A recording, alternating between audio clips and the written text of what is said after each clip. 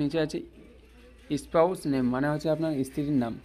Spouse name আছে যদি স্বামী ফর্ম ফিল আপ করে তো স্ত্রীর নাম লিখবে, আর স্ত্রী ফর্ম ফিল আপ করলে স্বামীর নাম লিখবে, আর সেই স্ত্রী বা স্বামীর এখানে ভোটার কার্ডের নাম্বারটা।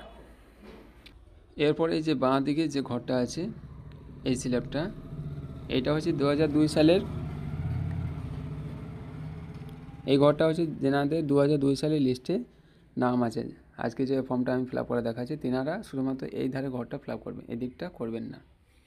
তো এখানে সর্বপ্রথম আপনার নাম, যিনি ফিল আপ করছেন তেনার voter card number, relative name মানে হচ্ছে আপনার গার্জেনের ফাদার্স নেম, রিলেশনশিপ মানে আপনার সঙ্গে সম্পর্ক আপনার বাবা, গার্জেনের নাম, বাবার নাম থাকলে বাবার নাম, ফাদার্স FATHER ফাদার্স লিখবেন।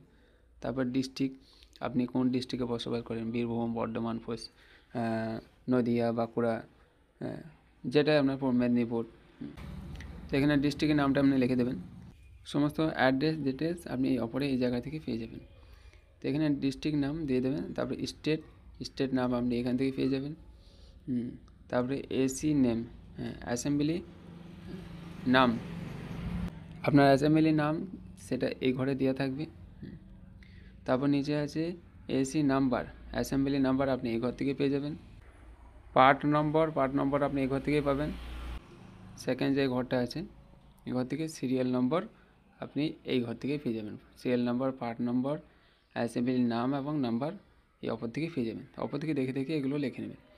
দেন এই ঘরটা ফিল আপ করবেন না, দেন এখানে নিচে আপনার সিগনেচার বা থাম্ব দিয়ে ফর্মটা আপনার কমপ্লিট হয়ে যাবে।